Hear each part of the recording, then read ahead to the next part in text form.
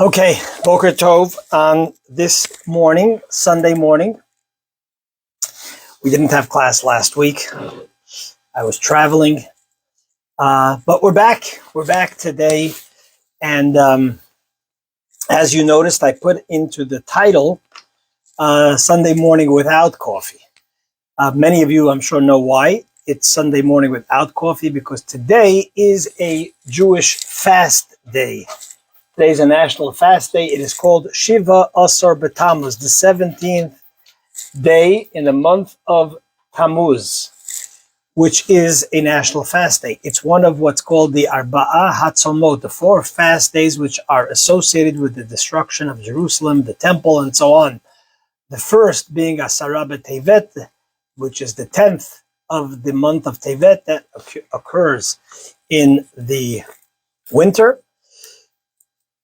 Then we have a Shiva Asar B'Tammuz, which is today, the 17th of Tammuz. And then we have, I'm just double checking the mic because it clicked a little funny and I hope nothing is broken. If you cannot hear me, please let me know. And then we have Tisha B'Av, which more of you know. Tisha B'Av is the sort of culmination of the destruction of Jerusalem and the Holy Temple.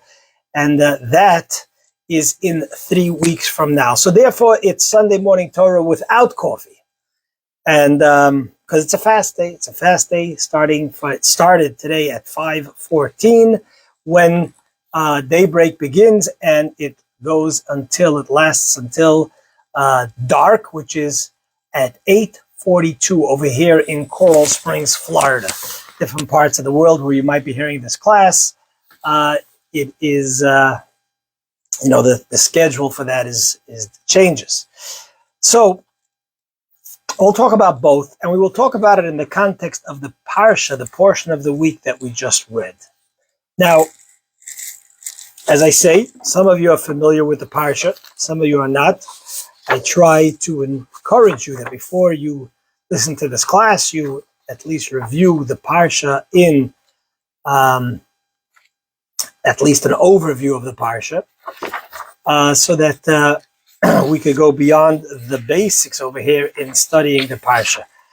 And so this past week's Parsha, like everything else in the Torah, has so much significance and relevance and messages for us today in our day-to-day life.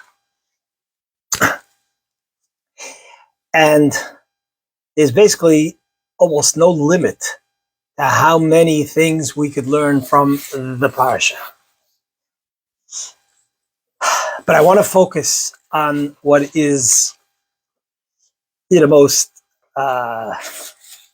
surprising or shocking part of the Torah, and that is the story where the Torah tells us, and I'm reading the words of the Torah in the Hebrew, and I will translate, Vayiftach Hashem es pi ha'aton, vatomer levila ma asiti loch ki hikitani zeh shalosh regalim. And God opened up the mouth of the donkey, and he said to Bilam, what have I done to you that you struck me 3 times? 3 times you struck me, you hit me. What have I done to you?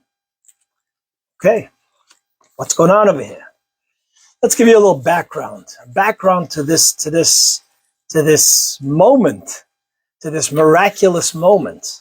Imagine you are riding on a donkey, and the donkey is not obeying, seemingly, and you start to whack the donkey, and the donkey opens up its mouth to you.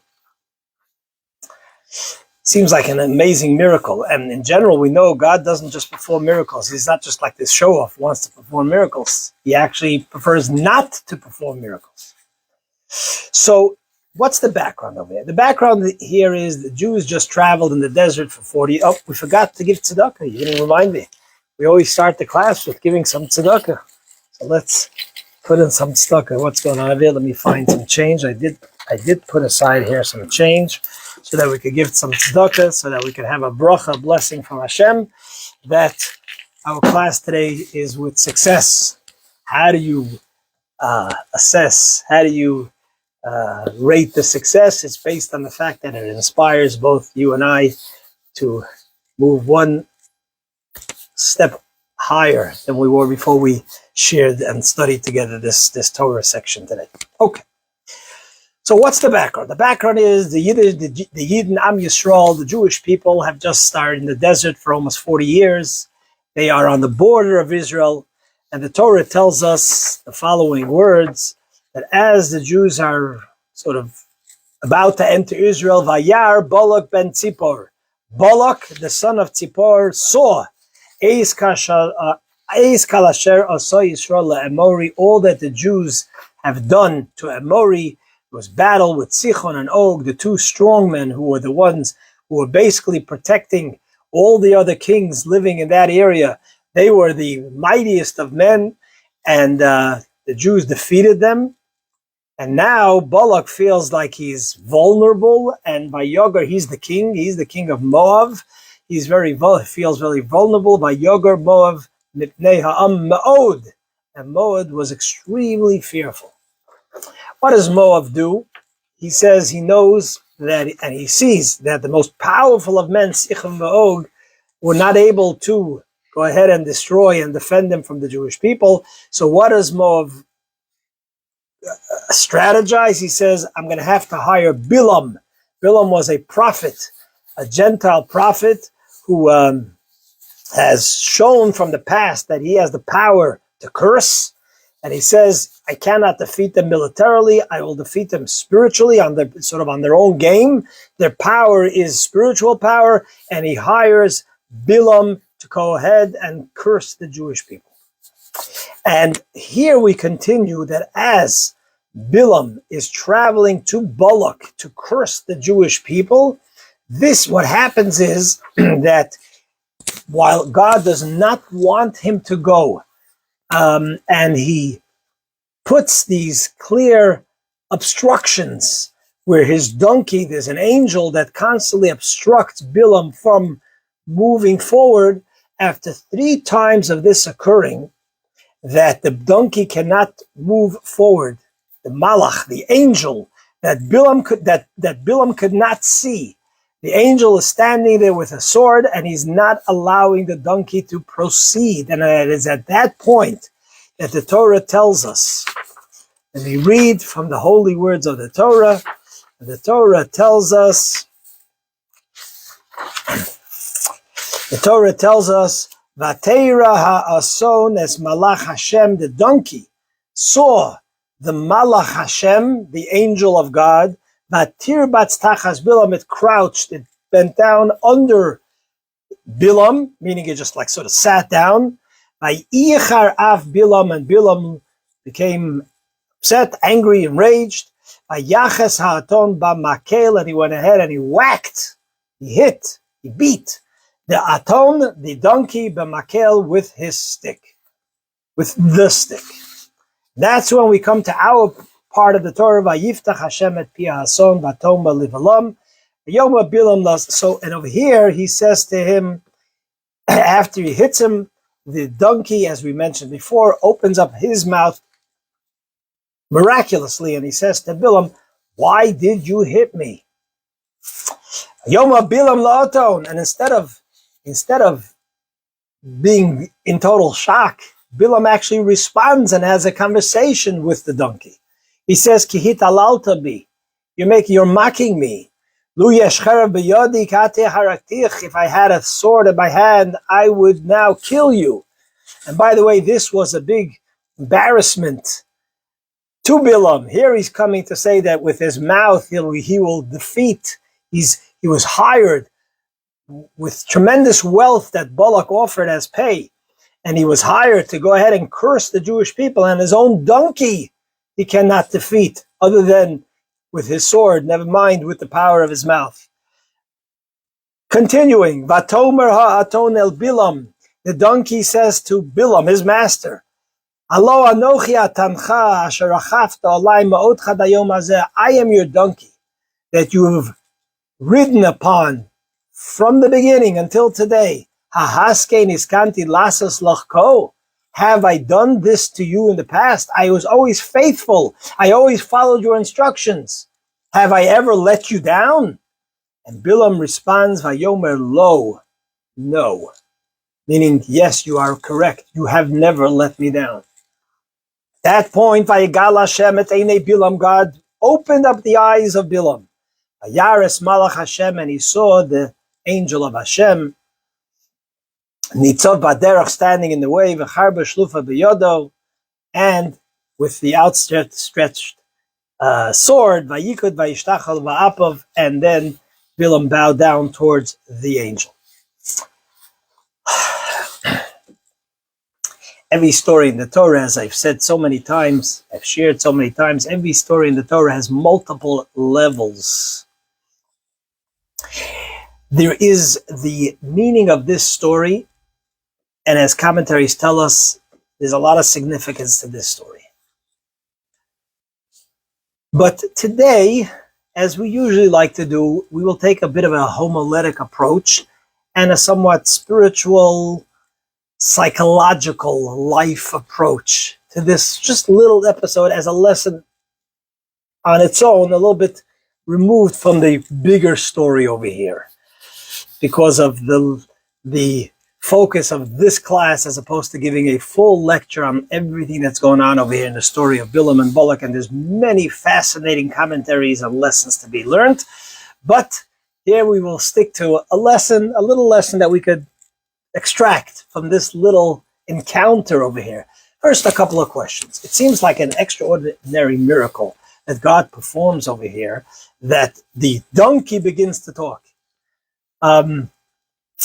There was more direct, simpler ways that the message can be given to Bilam.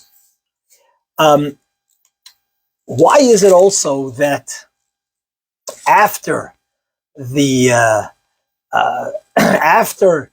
donkey sort of rebukes Bilam, only then does Bilam, all of a sudden's eyes are revealed and he sees the angel?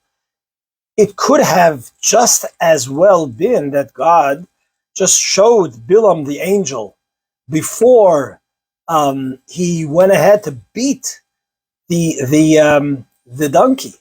He would have seen the angel, he would have stopped, and the same thing, and the angel, and then as continues, God communicates to Bilam via the angel. Why do we have this separate little incident or episode, this fantastic episode, an out of natural occurrence, out of nature occurrence of the opening of the mouth of the donkey, which seems unnecessary?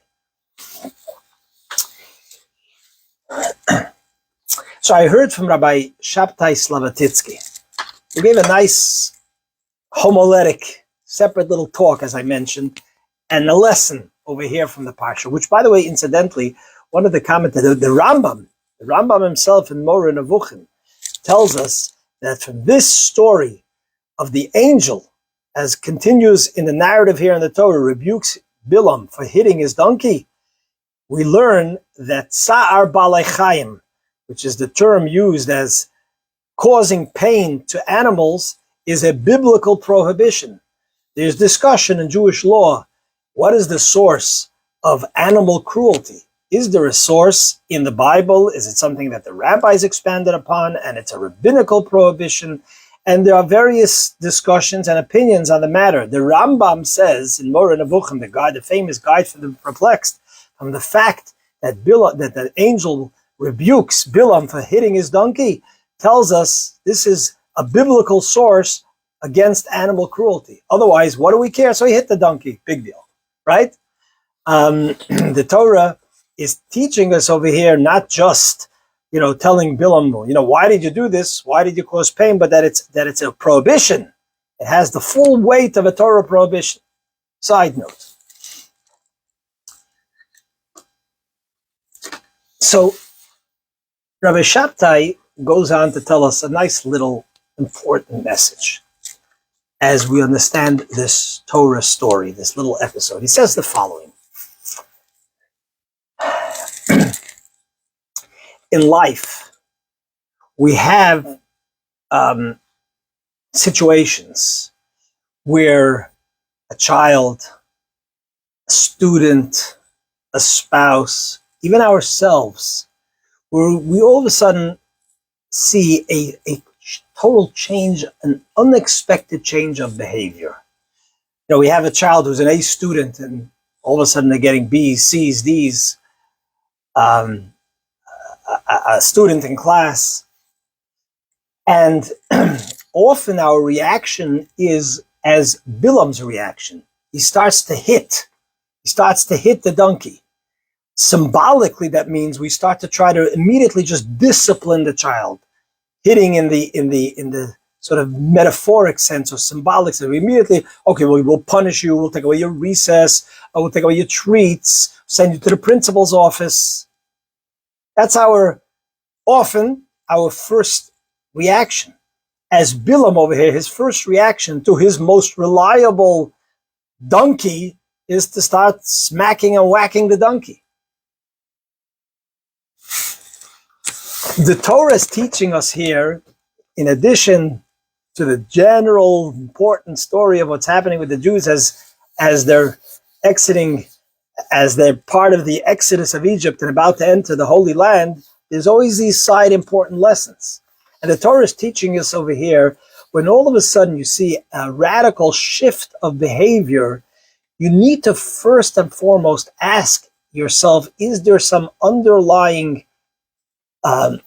reason for this change of behavior that is causing this unexpected change of behavior, sometimes even in ourselves? Bilam, in addition to that, Bilam is the sort of the protege of arrogance, as the Torah hints and tells us in various places, and also in the Ethics of the Fathers. When you're self-absorbed, when you're a narcissist, and even if we don't have to go that far, when you're egotistical, when things are more about you, and something goes wrong in your sphere, your first reaction is never, maybe it's something outside of what I see on the surface, and maybe it's something even within myself that I am the cause. Your first thing is to blame and to address what you see and what's the most convenient reaction, in a sense, and you start to discipline and be harsh and critique and criticize, blame, show anger. And here the Torah tells us an interesting thing. This was why Hashem performed the miracle, again symbolically meaning that sometimes it takes a shocking event to break through out of that sort of deep covering and blindness that we have of seeing something beyond our self or our first go-to. It was the opening of the mouth of the donkey. And some in the commentary say it was actually the angel representing the donkey. Be it as it may, it was that shocking response. And Bilam's humility, he was humbled. Not humility, but he was humbled. He was humbled. He was sort of shamed into a place of that when the donkey says to him, "Have I ever let you down?" And Bilam says, "Vayomer lo." Bilam says, "No." That's all he said. He had no response to his donkey. He couldn't even win an argument with his own donkey. The great Bilam that was hired for megabucks to go ahead and curse the Jewish people. When his donkey opens the mouth and tells him, "What are you doing?" all he could say is Vayomer lo. He sheepishly has to answer and accept what the donkey says. It is exactly that humility, the breaking of his harsh ego, that allowed at that point for him to see the angel. At that point, he was able to see beyond the surface level that he was blind before and he could not see. It's not just a physical, before he couldn't see the angel, now he could. Why couldn't he see the angel in the first place without having this whole donkey episode? The answer is, it took breaking his outer shell, his thick shell, which was a which covered up his inner holiness, because he was a prophet, and only then could he see the angel, could he see the cause that caused the donkey to act out of order. This is such an important lesson in life. In life, I would say this both in how we are. I heard a story. I heard a story from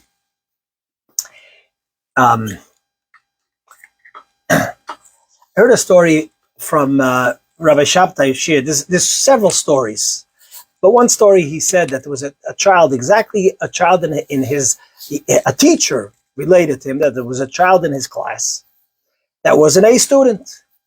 And as mentioned before, he, as we've sometimes seen with either our kids or students, or we know a friend's kid and so on, started to go to decline out of nowhere in behavior, in grades, and so on. And yes, the usual reaction of the school was, especially, this goes back a couple of years, the usual reaction of the student was go to the principal, the usual response to a child that's acting out of line. But there was one teacher who was a sensitive teacher. He wasn't sort of locked in the usual procedure. He was able to see that maybe there's something more going on over here. And he decided to follow the kid home, or to take a ride to the kid's home, and to see maybe there's something that they're not noticing here. Maybe there's something deeper over here. Maybe there's something where Hashem, as it says over Vayegal Hashem, that God opened up the eyes of Bilam. And as he's approaching the house of this student, he sees something horrifying. He sees mom running out of the home, and the dad was chasing her in great anger with some object, whether it was a broom or something, and he was horrified. He realized that there's physical abuse going on in this home. And at that point, it hit him. How could we have judged this child so wrongly?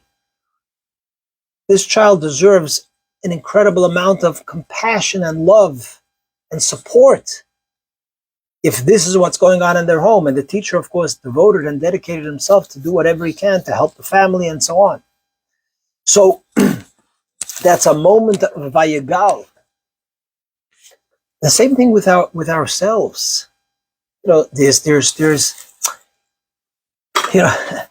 we live in a time with social media and communication as it's never been before.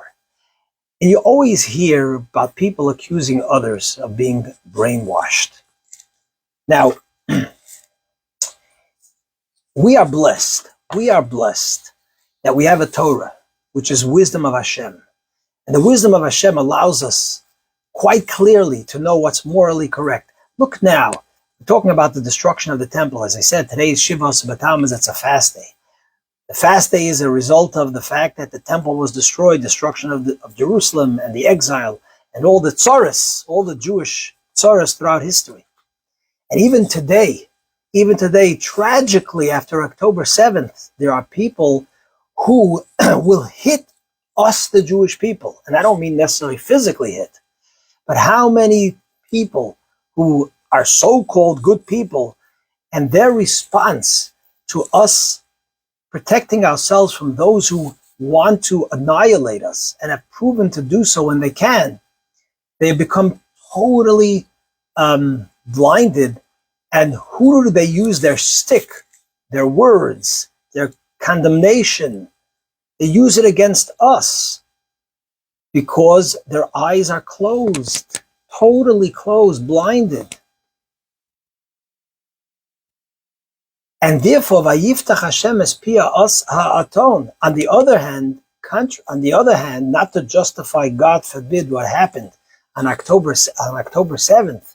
Sometimes it is these shocking events that open up our eyes. I remember we had a bar mitzvah over here at Chabad, and there was a 90-something-year-old lady that attended at her great grandson's bar mitzvah, and she said, I was very distant from Judaism, but since October 7th, it's opened my eyes in both directions. It's opened my eyes to see tragically and sadly, the hate, the illogical hate that's out there. But at the same time, I am so proud of who I am as a Jew, of our response, of our unity, of our appreciation of who we are, of our kindness, our goodness. The only reason we are still here today, a year and a half, doing this battle is for two reasons. Number one, we try as best as we can to avoid hurting civilians. And I don't use the word innocent civilians because often we try to avoid hurting civilians even if they're not innocent for various reasons. Sadly, tragically, sometimes innocent civilians are hurt. But number two is because we are so torn because of our own hostages that have been taken. In 1 second, this war can be over or radically reduced if just these animals would give up our hostages. On a more personal level, the story teaches us, even within ourselves, sometimes there's behavior that we don't understand. It's not who I am. Where is this coming from? So here, we have to ask Hashem with humility. We have to sit and pray, open up a book of Torah, to open our eyes and say, okay, where is this coming from? The symptoms is not where it stops. It is an expression of something deeper that Hashem is showing me so that I could go deeper. And as a result of that, I could grow, I could discover something within me that I didn't even know, and that strength within me that I didn't even know I had. That's why it's there. The angel was there to all of a sudden open up all of us, our eyes, to see things from a much deeper perspective. And this is very apropos for the 17th of Tammuz, which talks about the destruction of the temple, is also because we got distracted. We lost focus on what our true purpose and mission collectively and individually is, which led to the destruction of the temple. It also, the Talmud says, was because of lack of unity amongst us. So in the merit of what we're learning in this week's parsha, that Hashem opened up the eye because this shocking event brought about a new perspective, a breaking through of that which we were blinded to. Let it affect us that all of a sudden we see things from a much higher, more pure, more holy, or more true perspective. And by doing so, we will bring our individual redemption and we will bring redemption to the world. When the world acts according to the will of Hashem, according to Torah, that is what brings redemption in the simplest, most literal sense, in the global sense. May we merit that today should be the last time we fast for any pain and for any hurting. I want to share something is somewhat a little personal that triggers in my mind. It's triggered in my mind because for the most part, I try not to share sad things. I try to share upbeat things. But last week, there was a terrible ambush in Gaza, where 5 soldiers were killed. You might have seen that one of the soldiers was a soldier by the name, his last name was Null. This soldier, Null, a young child, when I first saw the name, you're sad, it's tragic, it's terrible. Often tears are shed for every single one of our people who are murdered. So unnecessary. But I didn't pay attention to the name until I saw people saying that his father is David Null, 86 years old. And you might have seen some clips on Jewish news. The father of this soldier, his name is David Null, 86 years old. And then it hit me. I know David Null personally. Let me tell you who this David Null is. A very special individual. Some of you might have heard in the past. Just shy of 40 years ago, I had the merit, the high honor, the high merit to be sent together with 9 other yeshiva boys by the Rebbe of Menachem Mendel Schneerson to South Africa for 2 years straight. Go to the yeshiva there, to be sort of on a sort of spiritual Peace Corps mission to help the community, to run children's programs, to teach people. We also went to much of the countryside where there was many farms owned by fellow Jews, and we would go there and learn with them and give them mezuzahs, give them Jewish books. It was an incredible experience, meaningful for me. And of course, to the people that we brought some love and support. And so at one of these travels, we were in Cape Town, a good friend of mine, together with myself. We were in Cape Town. And when we were in Cape Town to help out with the Chabad rabbi there, Shliach Rabbi Popak, on some of the projects and to travel the countryside, he put us up by none other than David Knoll. David Knoll at the time was a pharmacist. He was living by himself. He had no children. I'm not sure, but I think he was married, but it didn't work out. So he was living by himself. So my friend and I stayed there. And his home was, he was so welcoming and so generous. On the lighter side, we used to come to his house and, we used to open the fridge and Shiva boys, hungry young adults. We used to empty out his fridge and he used to, as soon as we walked into the house, he would say, "Oh, the locusts are here." And he said it with such humor and kindness and excitement. He was happy. He was happy. He is not a sophisticated, complicated person. He's what you see is what you get. Kind, joyful, happy, joyful, am I pronouncing it correctly? Upbeat. And then after 2 years, I came back to Crown Heights before I moved to Florida. And I heard that he made Aliyah. He went to Israel. And he was, at the time, he was about 50 or in the early 50s. And as I mentioned before, no children, but he got married. He got married in his early 50s.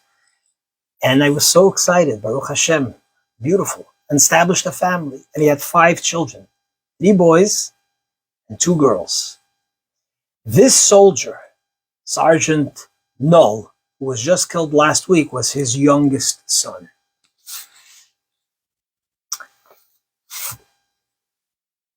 And I was thinking to myself that it's so sad, it's so tragic.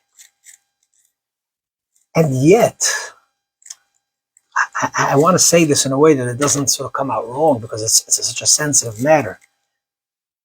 When I was watching David at the funeral and post-funeral, he was expressing such faith and such pride and such